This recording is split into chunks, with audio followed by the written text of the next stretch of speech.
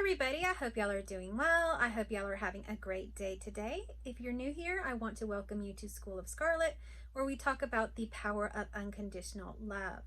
So today I want to talk about play, and today is going to be more of like a chit chat, just kind of laying the foundation for the videos to come. Play is something that is very near and dear to my heart, and it's just been something that I've been learning about throughout my whole life.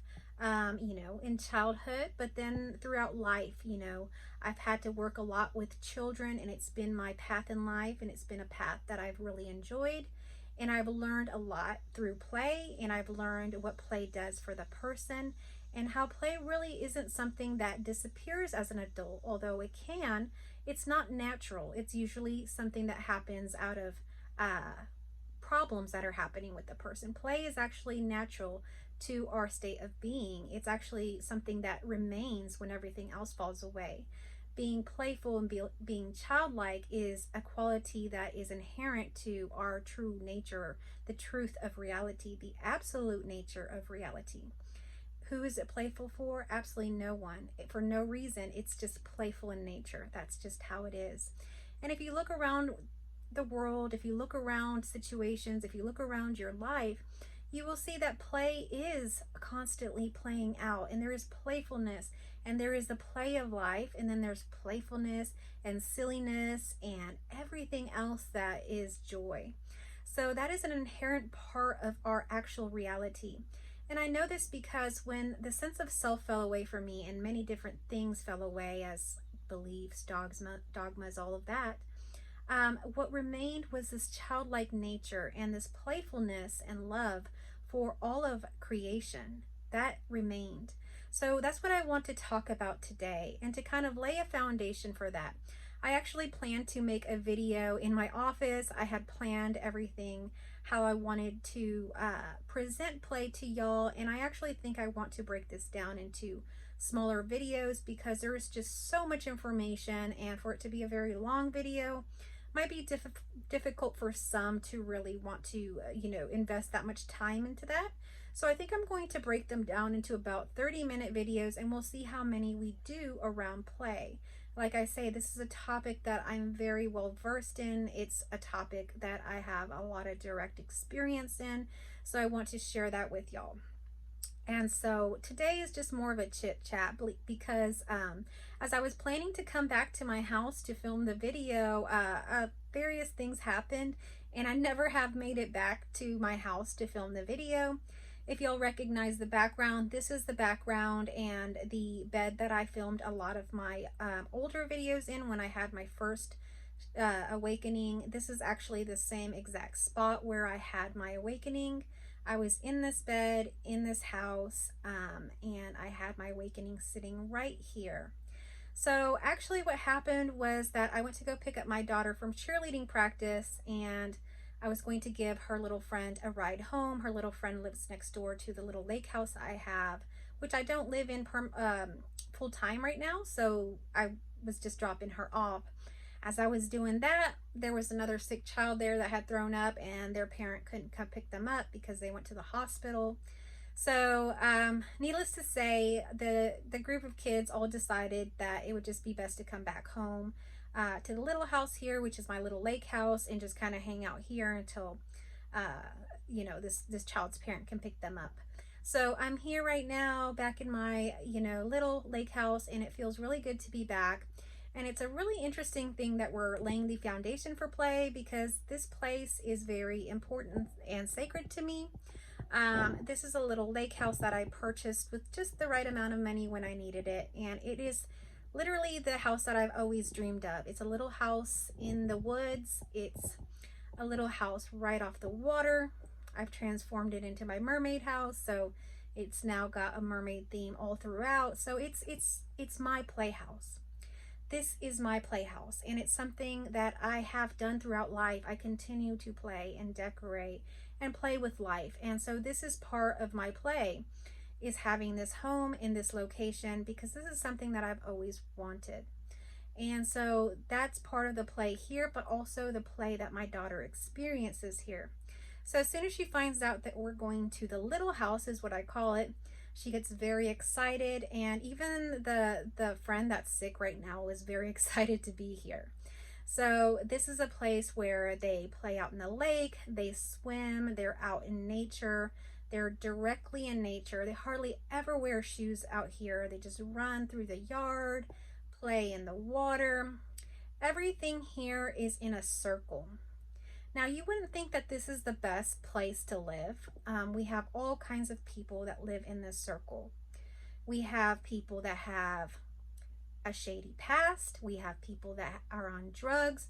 We have people with alcohol problems. We have people with depression. We have people with anxiety. We have all kinds of people. And we also have very positive people as well. My neighbor is the most positive woman I've ever met. She envisions and imagines all kinds of things which she's manifested. She's a very unique individual in her own way, and it's just beautiful to see everybody helping each other. My neighbors across the street are there, and they do their thing, and so everybody's got their own way of being. And I used to have a neighbor, now he's passed away.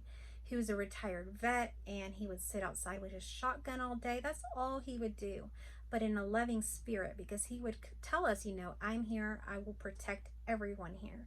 And so it's a very close-knit and very unusual group of people that are literally constantly wanting to help one another. So you may have heard these stories in the past of like someone coming to the door to knock to ask for a cup of sugar. Well, that's very common here. I get my neighbor from across the street, my neighbor from my side, the other side, coming to ask for sugar, for oil, for an egg. This is quite common. And, you know, if my daughter needs a pencil or whatever it happens to be, she can go and do the same. And so everything in this circle belongs to everybody. We all have things and we all share things. So there might be a guy down the road who's got a four-wheeler. He allows the kids to play with it. We have a neighbor that's got a trampoline that I actually gifted her, and a pool, and the kids play there. And I have a hot tub. If they want to play in the hot tub, they come here. Of course, we got the lake in the back that they can play with. There's a playground down the road that somebody created in their yard. You have to go through their house, through their backyard, and go down to get to this park. And this park, you know, it's going through their property, yet they don't care. They care about the children. They care about play, and that matters to them. So that is there. And so this is a very unique and special place, and I am so glad that I came here. And then this is a place that I awakened, that everything happened for me. It's magical. Animals literally come up to you here. You can see every animal that you've ever wanted to know, you know, in the Texas, you know, type of animals. I used to go to nature trails and preserves and look for these animals.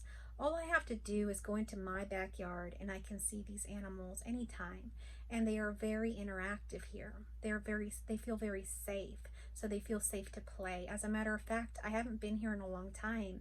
And I got here today and there was a squirrel playing outside. And it was playing so slowly, and it saw me. I think it even recognized me. It was just like slow. I could have gone up to it and probably pet it. That is how the animals are here. And at night you will hear like an owl. It's like it's talking to you. This is a magical place. But all that to say that in reality, you're going to get shady people. You're going to get people that have problems. You're going to get very positive people. You're going to get very religious people.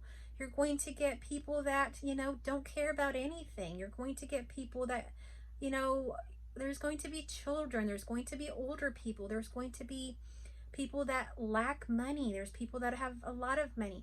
All of this stuff is going to occur. And I knew that back then. This isn't something shocking to me. So I wasn't going to take my daughter and go live in a gated community. I was going to go to a place where she could learn that, where she could see that, where she could experience and accept what reality is.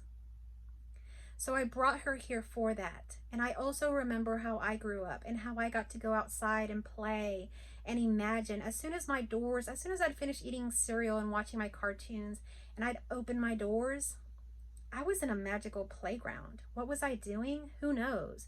Pretending I was a princess going to go visit with my fairies.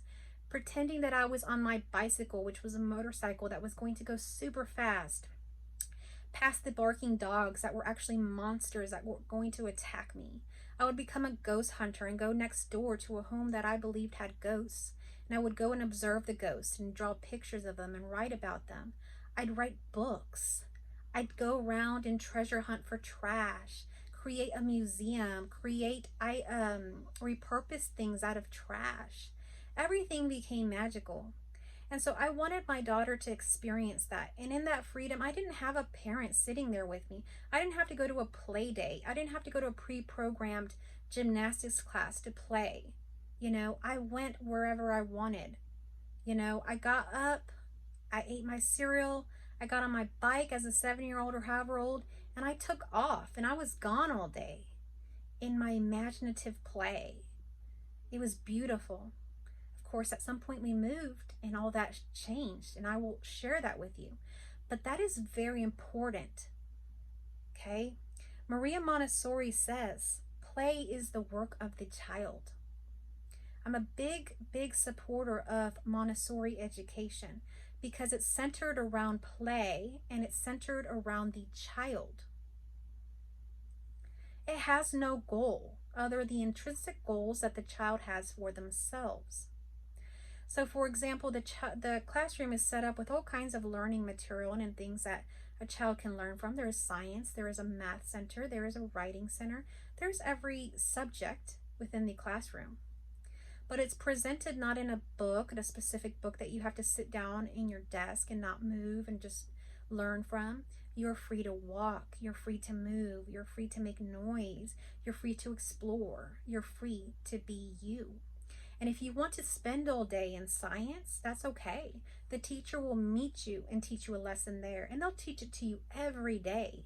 They'll teach you more and more, but they'll teach you every day the same subject if you want, because they know that intrinsically one day you're going to move to math, and you're going to have genuine interest in math, and the teacher will meet you there. And there's children that are younger and older in that classroom. It's not by age or grade level. They have a mixed age group. And in that age group, you can learn to teach other younger children, which is very valuable, because when you teach something, to be able to teach something, you have to be able to know it. And once you teach it, you retain it pretty much forever. So in teaching it, it's like going full circle in your learning experience, okay? And so there's older children in that classroom, and those older children in that classroom can also teach you. So you're learning from others in that classroom, not just your teacher. You learn that everyone has something valuable to teach you. It doesn't just come from an authority level or from a teacher. It comes from you, from your play, it comes from your friends, and it comes from the partnership you have with your teacher. And then, because there's everybody just choosing different things, there could be a larger group, let's say all in the art section. And maybe you've been in science all day. But now you see this big group, and that's just an invitation to play. Now you're excited. Now you think, oh, I want to go see what they're into. So you go to art and you experience and you play in art. So I love Montessori because it is a very play-based education. Waldorf education is also like that. So that is very special. So Maria Montessori deserves a little bit of mention here. And so that is something I wanted for my daughter. So I began to teach her and raise her in that way in her earlier preschool and kindergarten foundational times. And that led and put that foundation of a love of learning for my daughter. And I provided her with lots of imaginative play because I knew how important that was. And I knew how important freedom was. So I took her to a place where you can literally go outside and walk and play barefoot without fear. Play only happens in safety. I know it sounds like in that circle there's a lot of shady people, but they're all accepted and loved. And because of that, they're all united in this circle of caring for each other, caring for those children. They see the love and acceptance that those children have for them, and the adults have, and everybody has. If that person, no matter how shady they are, many times those shady people go down the road in their tractor or whatever, I wave at them. If they want to talk, I talk to them. If they need something, I give it to them. I don't block them out. I didn't choose to raise my daughter in a gated community where everybody is the same. This is reality. There's going to be shady people. There's going to be all kinds of people. There's going to be people of a different religion. There's going to be people of a different race. There's going to be people of a different sexual orientation. There's going to be people that are children, that are adults, that are elderly. There's different cultures, people, everything's going to happen in this reality. And I wanted to know and make sure that my daughter had been exposed to that, because it is very important to accept all parts of reality and in turn love them and they love you. Loving creation and loving it so in turn alchemizes it into something beautiful, whether you see that or not. So that is the specialness of this place. I wanted to kind of go over some more foundational quotes, and the most powerful one to me is the one that is spoken by Jesus. He said, "Truly, I tell you, unless you change and become like little children, you will not enter the kingdom of heaven." What does that say to you? How does that speak to you? I will share something with you. When I had my shift, awakening, whatever you want to call it, when I could finally see clearly and soberly, all these false beliefs fell away. All this false sense of self fell away. All these false dogmas fell away. All these thoughts and, chatter that weren't mine fell away. What remained? Love. Unconditional love. I know lots of people say that unconditional love doesn't exist. That's not true. That's not true. Most people don't know what that is. That's why they say that. Okay, so unconditional love. It is what you are. The other thing that happened, playfulness. The childlike nature is the only thing that remained. Reality is playful. Reality is play. Reality has these polarities to play. You can't have life without play. You can, but it's going to be very boring.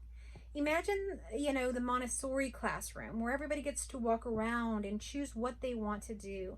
And, they're free in their movement. They're free in their speech. As opposed to a classroom where we're all sitting down in a stale, cold classroom in a desk, just looking at the teacher. They're not allowed to talk, not allowed to move or get up, not even to go to the bathroom. And you must listen to the teacher no matter what. That is the authority. End of story. That kind of learning environment, how are people even surprised that children aren't learning and children are bored and children are acting up? Children want to move. Children want to make noise. Children want to explore. Children want to play. Maria Montessori knew this. That is why she said, play is the work of the child. Have you noticed children? They're like always moving, always constantly moving. And then they have these weird noises that come out of them like, ah, ooh, ah, ah. And they like make random weird noises. That doesn't stop in adulthood. We've just trained ourselves not to do that. When the sense of self falls away, weirdly enough, that all happens. You start to make noises. You start to want to sing. You start to want to dance. You start to want to do all of these things like you did as a child. You start imagining more. And the cool part about it is that all the stuff you imagine becomes reality. So now what reality is literally play. And it is so amazing. And all of these things that you create out of imagination that come into reality, like this playhouse that I'm currently in. This is my playhouse. Okay, this is my playhouse. This is what I envisioned as the house that I always wanted. It's deep in the woods. It's hidden. It's off the water. I'm a water person. It's off the water. It's got all these animals. The interior of it is decorated just like I like it. No one else could live here. It's too chaotic with everything around if I really showed you. But it's perfect for me. And it's all decorated with mermaids, So this is my playhouse. And I still manifest it and have this as an adult. And I still play here. And this still happens. But when the sense of self falls away, the playfulness, explodes. You start dancing, wanting to try new foods, just wanting to cook and try new things and cook differently.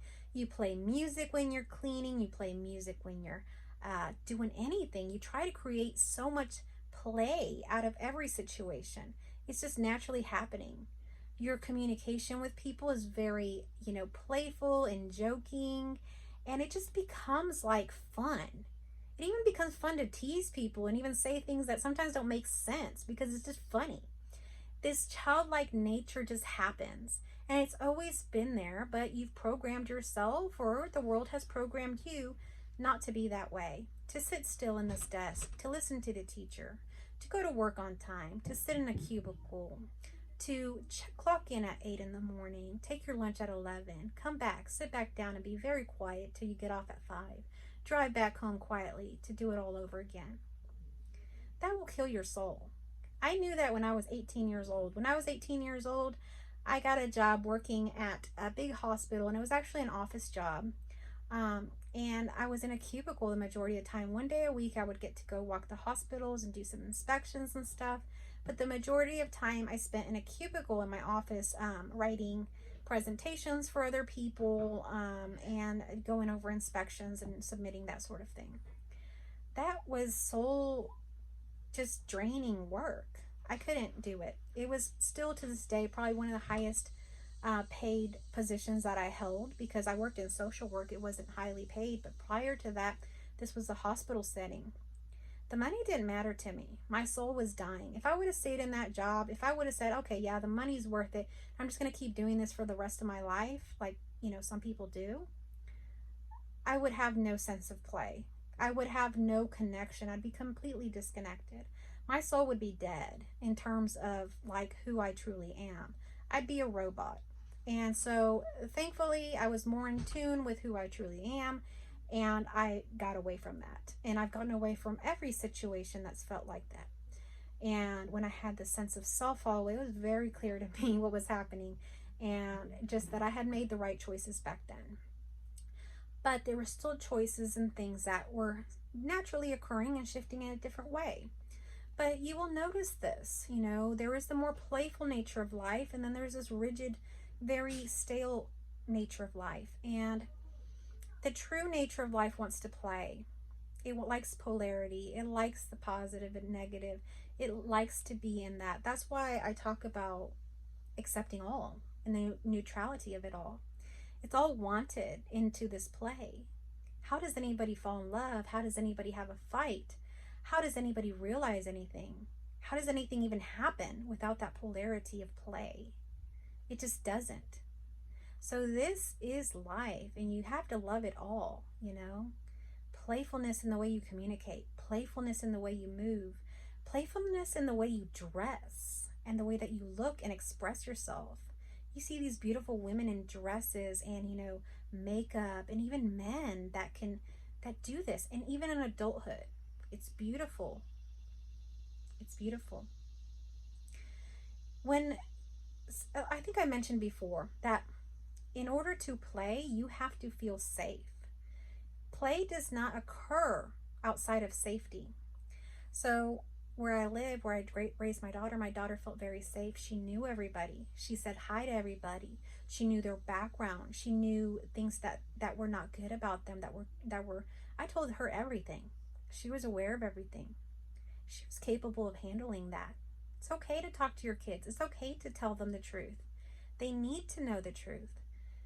The more you talk about the truth, the more you speak truth, the more they understand reality. You don't have to hide the ugly parts of reality, the so-called ugly parts. They're not ugly. They're parts of reality. They're just happening in the play of life.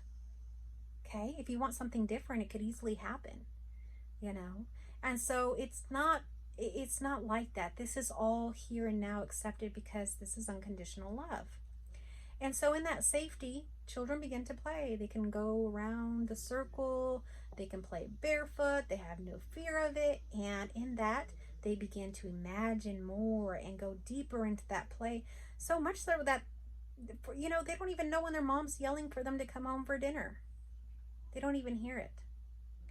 So how does that happen? naturally. It's our natural state of being. When everything fell away from me, that still remained. And it's gotten more and more and more. And so reality gives you little gifts throughout your day. You will see different things that are very exciting and pretty, and you might see a beautiful bench, you might see a beautiful rainbow, you might see, I don't know, some strange insect, something might scare you, something might spook you. All of these are invitations to play, explore, discover. And so this is another quote that I wanted to share with you. It's by Albert Einstein. He says, play is the highest form of research. Albert Einstein. Wow. And we know his contributions. So if he is saying play is the ultimate form of research, wow. What does that say to you? So I don't want to say a whole lot. I'd like you to think about this. How is life playing out for you? Do you find time that you're playful throughout the day? Is it naturally occurring for you? Or are you very closed off to play? I maintained my playful nature throughout my life, but when I became more and more ingrained in my work, in my 9 to 5, my playfulness diminished a whole lot, whole lot. So much so you wouldn't have seen it other than in a romantic relationship, really. That's how much it diminished. And so in that, you can become very frustrated, very rigid, very cold. And that's what began to happen. And so in that, it can hurt your relationships with your children, with your family, with your spouse, with even others. Like, I work with people one-on-one, and it is so much better when you have a playful nature, even to therapy. So you want to maintain your playfulness. And in order to maintain it, you just have to play into the invitations that life is already giving you. There's nothing you specifically have to do. And then authentically, you know what you want to play with. What did you want to play with as a child? What are your interests now? What hobby have you always wanted to do? You don't have to worry about what anybody else thinks. I've done so many weird hobbies in my life. I've renovated vintage RV campers. I did beekeeping. I had goats and made goat's milk soap, milking these goats myself, all of these things. I've made dolls. I've made Waldorf dolls. I've sold, I've done all kinds of things, real realistic dolls, all kinds of things, and now I'm doing like taxidermy, mermaiding, all of these things. So while people, don't worry what people think, go with your interests. No one's going to understand what you're doing. It doesn't matter. Do what comes naturally and you have a desire for, because that's your invitation. The desire is your invitation. So if you have a desire for it, that's where you go. That's intuitively where you go. I don't function off, thinking everything that my brain thinks. I go off my intuition. If I feel like doing something, I do it. And I've been supported in that. I've been loved and supported in that, just in that the universe itself honors and respects play as the ultimate form of experiencing its own self and loving its own self. So it's a very beautiful thing, play. Anyway, I don't know how much more I want to go into it today, because I think I'm going to break it up into different sections of play, of different areas of play, because as we can see, play, you can be playful in your communication, you can be playful in your movement. Play is very important within romantic relationships. You really can't have even any good sex without play. Play is very important within relationships with your children. You really have to play with them, even at the age that my daughter is at as a teenager. They're joking and playing in the car. That is still their nature. It never goes away. Your true nature doesn't change. It's not held in time. It's not of like this body, okay? This body might be a certain age, but what the playfulness is has no age. What you really are when the self falls away and everything goes is infinite. It's just love. It's just playfulness. It's just loving its own self. So it's just happening over and over again in this pattern of loving itself for no reason. As if you can see, Whether you're an older person or a younger person, you have a youthful sense. Do you feel like you've aged in your mind or just your body? Talk to many people, and none of them have told me that they've aged in their mind. And the ones that have, I've worked with them on some inner work, and their childlike nature returned when they were done with therapy. So that part doesn't change. You're ageless. You're not going to change. The person changes, the body changes, the physical material, what is appearing, changes. What you truly are never changes, and that playfulness never goes away. You could be 100 years old. You'll still have that playful nature. And if you don't, there might be something wrong. Because like Jesus said, in order to enter the kingdom of heaven, what did he say? You have to become like little children. Because as you become like little children, even here on earth, if you want to see it that way, which is all there is, it's all happening here. This is our experience. If you become like little children here, you're in heaven. Simple. Very simple. And so anyhow, age is not really, a real thing. It's just not. Time and space is not a real thing. I've talked about that many times. Our friend, Albert Einstein, you can go look into that. Time is not even a real thing. So all of this to say, play is a very important part of our reality. And those people that are no longer in tune or don't feel very playful, you will notice it in their bodies. They're very stiff. They don't even move their arms when they move. Did y'all watch a Seinfeld episode where there was like one episode where there was a woman that didn't even move her arms when she walked? That's an extreme case of being completely disconnected from your playful nature. You're no longer moving in your body. You should be talking with your body. Your body should be connected. Nothing should be separate. If you're only from here up, you're disconnected. You're in separation. So you want to move, you want to dance, you want to become engaged in things that reconnect you to the body. Listen to your heart.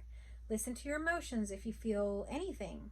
Pay attention to it. Your leg hurt? Pay attention to that. Your toe hurt? Pay attention to it. So many people don't want to pay attention to their pain or anything. This is part of you. You can't escape this. So you pay attention to everything. You become more and more in tune with the body. And in turn, the body does so much for you. Just in its intuitive powers that it has. It's amazing. So, you want to get back in tune with your body. Okay? Singing, releasing sounds. Like I said, there's children, they're always moving and making weird sounds and talking lower and higher and lower and like just making weird noises. Okay, after the shift, that happens all over again. You start to make like these weird noises and you start to want to move and dance, and it's just part of your natural way of being. And so it's just part of this, and that's why there's chants. That's why there's all these chants and weird noises like om and all this, because it feels good, because that's the playful nature of it. And when you do it, it changes everything. It's got powers in itself. Play is power. So this is just really interesting to talk about this whole thing, because I've always been very much into play, although there was a time I was very disconnected from play. Okay, let's see if there's one more quote. Well, I think that's all the quotes that I have, because the next quote that I have is going to be around communication. And that one will be in the video about communication and play. And I'm going to kind of divvy it up by the different areas of play I think are important to talk about.